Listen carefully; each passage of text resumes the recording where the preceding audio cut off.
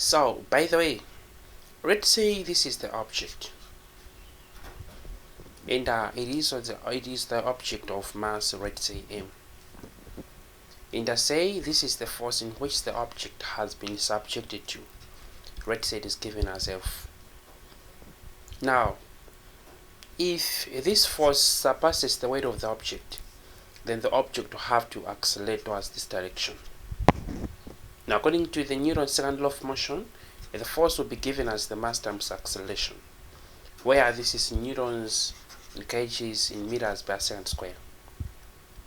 Now, what if we have to...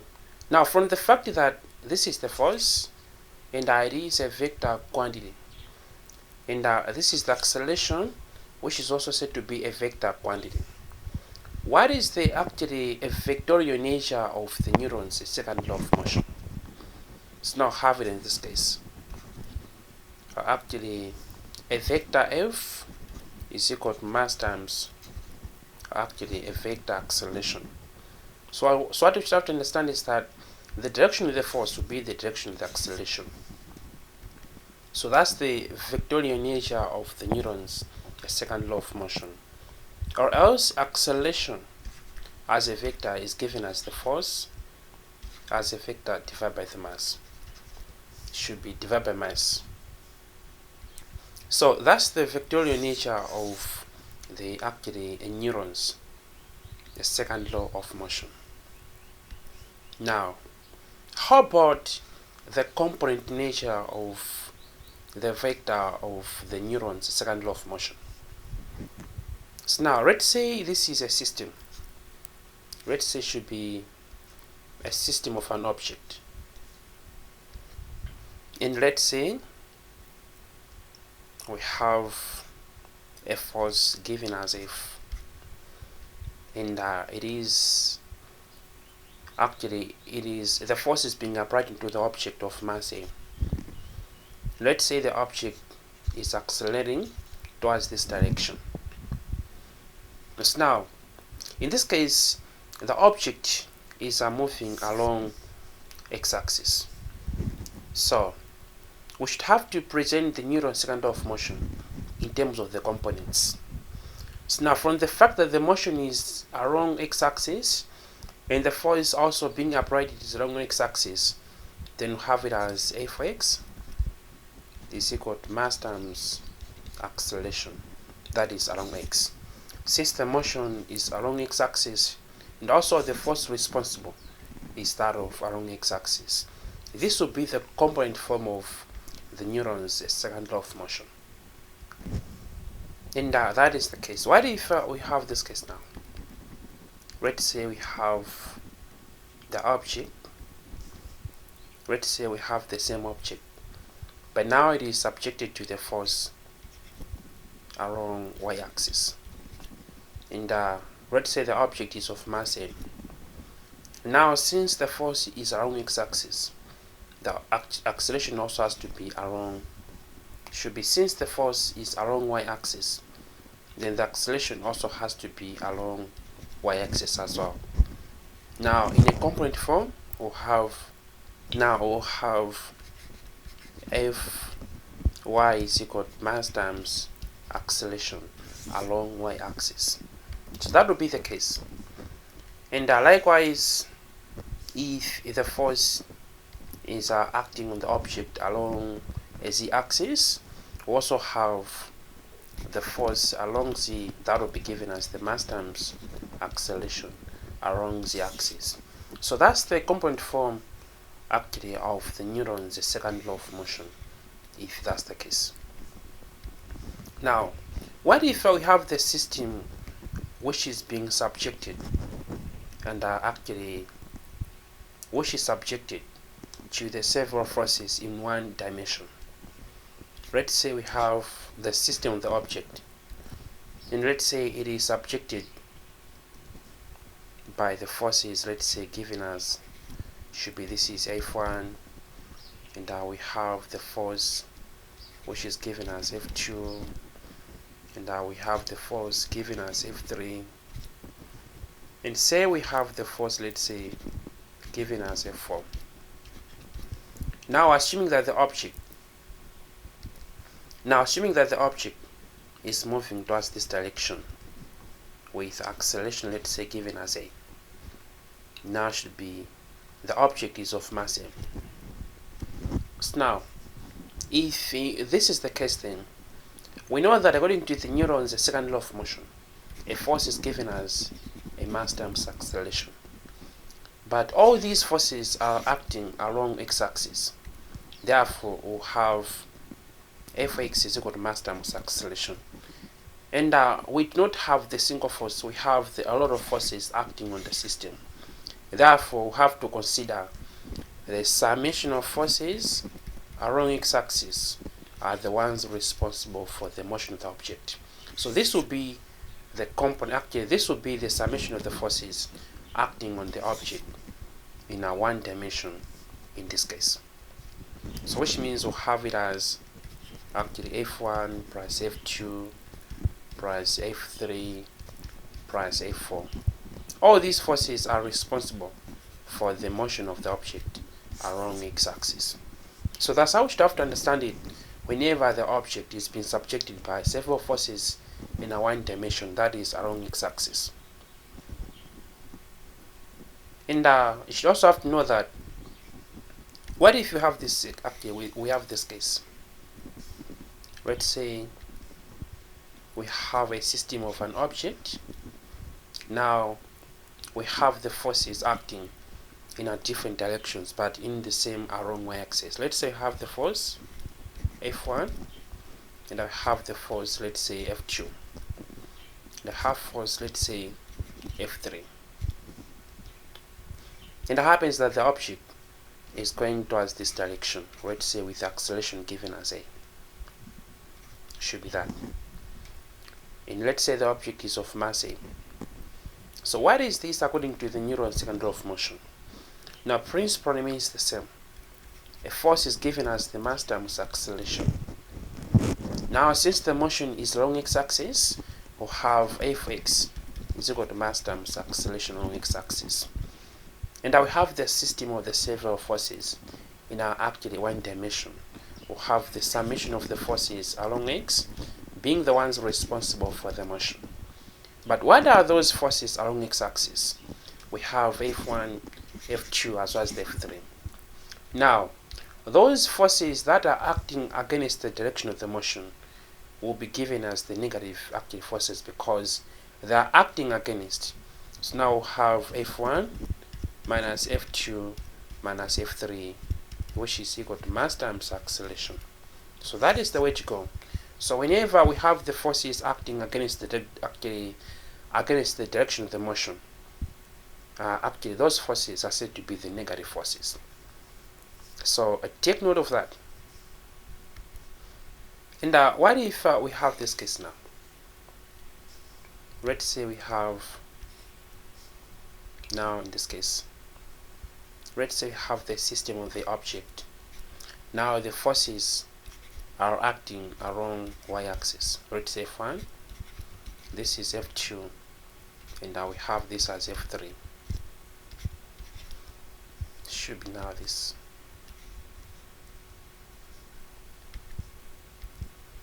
Now this is F3. And assuming that the object is going towards actually up here, so in that case along y-axis, and say it is of mass m, should be that. So what is that according to the Newton's second law of motion? We'll have Fy being given as mass times acceleration along y-axis. Now since the system consists with the several forces, then it will mean that we have the summation of forces along y is equal to mass times acceleration along y. So that would be the way out.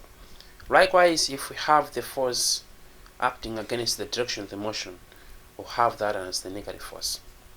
So take note of that if that's the case.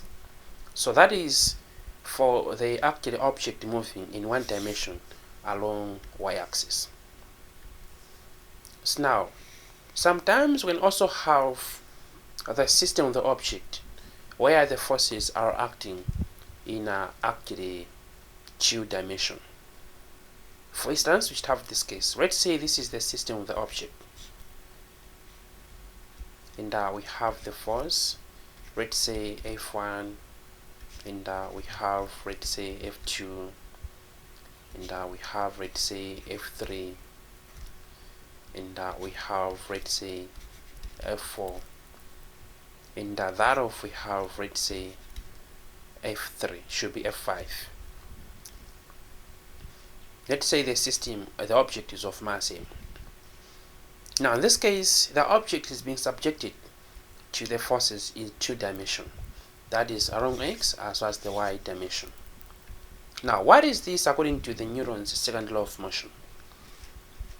And if it happens that although the object is being subjected to the forces in two dimensions, and let's say the object is no longer moving, it means according to the second law, according to the Newton's second law of motion, it means the summation of forces on the object are said to be balanced.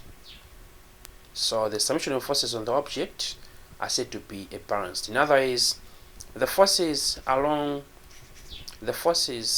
that should be in this case. Now let me not have to rush, but I should have to say something about that one.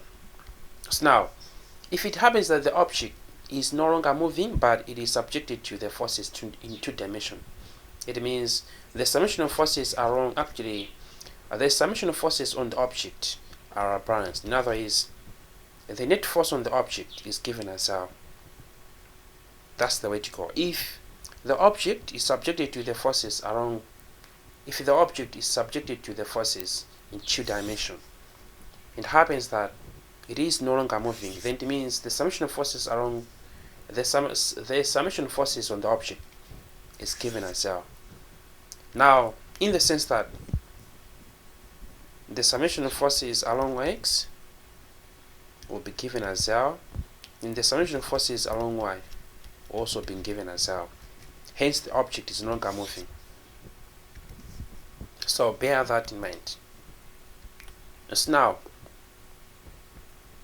in this case, now have this as this.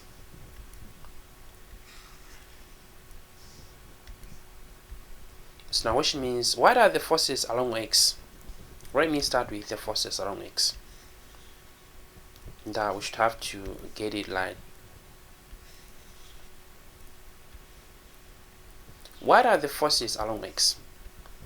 So now the forces along x, we have them as, we have F2, which is acting towards the positive direction, and we have plus F1, which is also acting towards, which is acting towards the positive direction, and we have F3, which is acting towards the positive direction. So which means all these forces brings no motion, so we'll have them as being equal to F2 plus F1 plus F3 is equal to 0. Hence, according to the Newton's second law of motion, which states that acceleration is given as the force of mass, in this case the summation of forces along x being given as 0, now it means we'll have over actually m. Therefore, have the summation of force along x being given as 0. So have 0 over m. Therefore, have the acceleration along x that will be given as, it should be 0. So therefore, there's no motion along x-axis if that's the case. So take note of that. And also likewise, the forces along actually y-axis. The forces along y-axis as well brings no motion. So that case will have the summation of forces along y will be equal to 0. What are those forces? Now we'll have a negative F5 because it is pointing down, the plus F4. And in this case we'll have them as negative F5 plus F4 is equal to 0. So that is the way to go. So according to the Newton's second law of motion, acceleration along y will be given as the summation of forces along y over mass, of which you have it is 0 over mass. Therefore, ay will be given as 0. hence the object is no longer moving, it is at a stationary point. That is, if that's the case. Now, what if the object is subjected to the force in 2 dimensions, but the motion is along y-axis? What is that? If that's the case, then it means the summation of forces along x will be given as a 0, because along x there's no motion, hence acceleration, it will be given as 0. So have the summation of forces along x being given as 0, it means there's no motion along x-axis. Thus, when the object is being subjected to the forces in 2 dimensions, but the motion is along y-axis only. Therefore, along x-axis, summation of forces according to the Newton's second law of motion will have that as 0, which means summation of forces along y will be the ones responsible for the motion. So it will be that. That is for the forces acting in 2 dimensions, but the motion is along y-axis. That's what will happen. Now, what if this is the case? What if now the forces are acting in 2 dimensions, but the motion is along y-axis, should be x-axis. Now it will be opposite, where we'll have along y-axis summation forces being equal to 0, but now along y-axis, x-axis, we'll have mass times acceleration. So that will be the thing. That is, if the actual system is being subjected to the forces in 2 dimensions, but the motion is along actually a y-axis. So that will be the case. So now, what if the object is being subjected to the forces in 2 dimensions? It also happens that it is moving in 2 dimensions as well. What is that? If that's the case, then what it means is that the summation of forces along x will be given as the mass times x, and the summation of forces along y will be given as the mass times actually ay, which means along x-axis will have the acceleration, and along y-axis will have the acceleration as well. That's what will happen. And how do you find the magnitude of the acceleration as well as the direction of the acceleration? So in this case, you have to understand that we'll have ax is equal fx as actually summation of forces along x divided by mass, and the summation of forces along y should be the summation of forces along y, so it should be this, along y divided by mass. So the magnitude of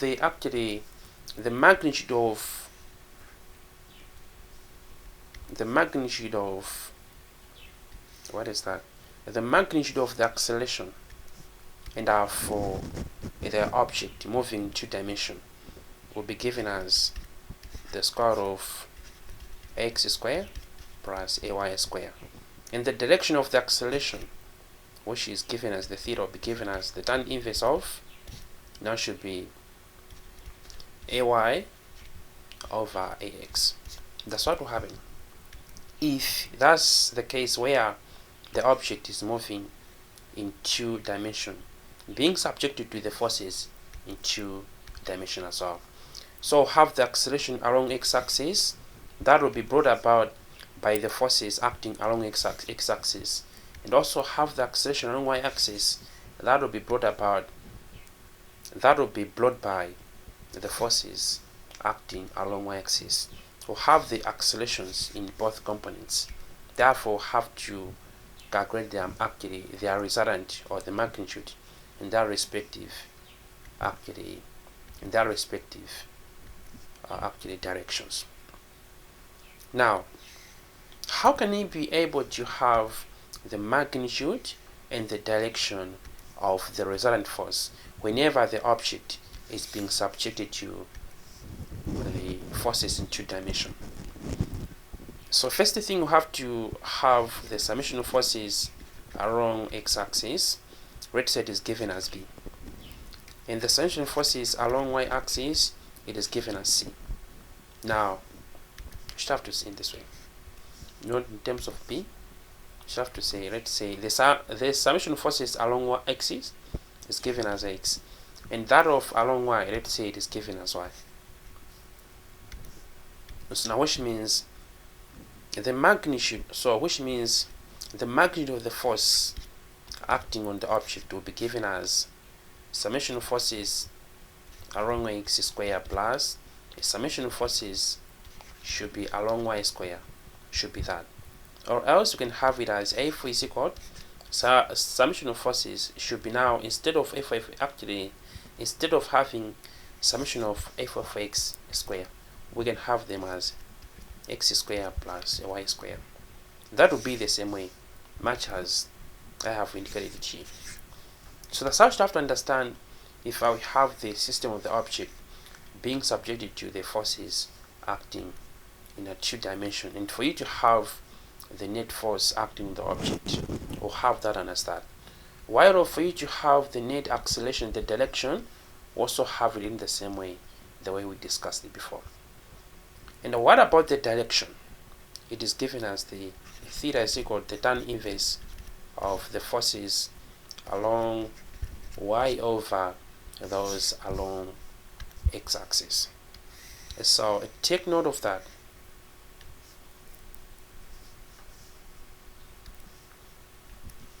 So let me have a question for you.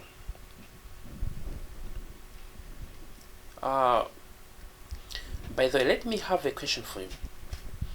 According to the Newton's first law of motion, the object which is at rest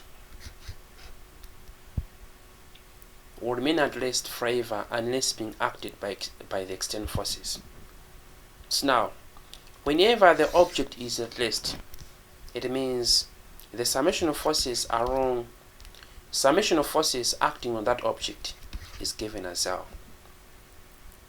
That is, which means according to the Newton's second law of motion, it means that that object is having a zero acceleration. It is no longer accelerating.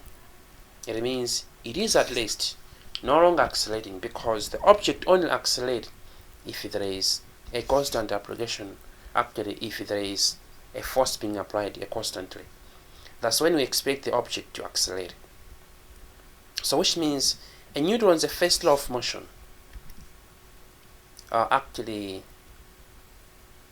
which means the Newton's first law of motion is related to the Newton's second law of motion only if the object is being subjected to the balanced forces.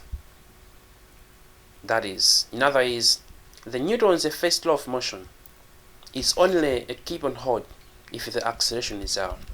When do we have acceleration being zero? It means the net force of the net force acting on the system or the object is given as zero. So which means the Newton's first law of motion only works, or it is only being applied when the net force on the object is given as zero, where the acceleration is given as zero. That's when you should have to expect the Newton's second law of motion end up being in line with the Newton's first law of motion. Likewise, another explanation for the Newton's first law of motion says that the object moving at a constant speed will still be moving at a constant speed unless being acted upon by external force. So what is that whenever the object is moving at a constant speed? So according to the way we discussed about the linear kinematics, we said whenever the object is moving at a constant speed, it means acceleration is given as L. So which means object moving at a constant speed, it means the net force acting on the object is given as L, therefore acceleration is given as L. So now you should have to understand about two things. It is not necessarily that whenever it is possible that the object can be in a motion, but the net force acting on the object is actually being given as L. It is possible to have the object in motion, but the net force on the object is being given as L. That is possible. So which means we can also see how Newton's first law of motion and the second law of motion are also being related there. So which means whenever the object is moving at a constant speed, that is in this case, it means acceleration is given as L, and also the net force on the object is also being given as L. So that's how you have to understand that and up to. So which means the object which is under the balanced forces, according to the Newton's second law of motion, acceleration is given as L. At the same time, that particular object, it is obeying the Newton's first law of motion.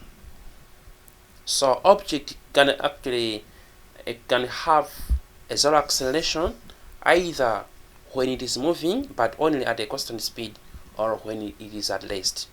That's when you can have the object moving, or you can have the object having the zero acceleration. So which means it is possible that the object can move with a net force being given as zero. Although we know that the object moves, although we know that the force is the one responsible for the motion of the object. Now you know how the Newton's first law of motion and the second law of motion are related, and also how you can be able to analyze the forces acting on the object along y-axis, actually x-axis, as well as the z-axis as well.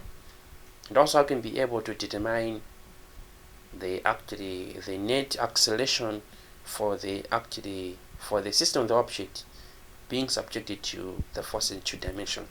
That is the part of analysis. So next we're going to see on how we can be able to apply this analysis in the typical examples of the practical questions that will be coming soon. So thank you.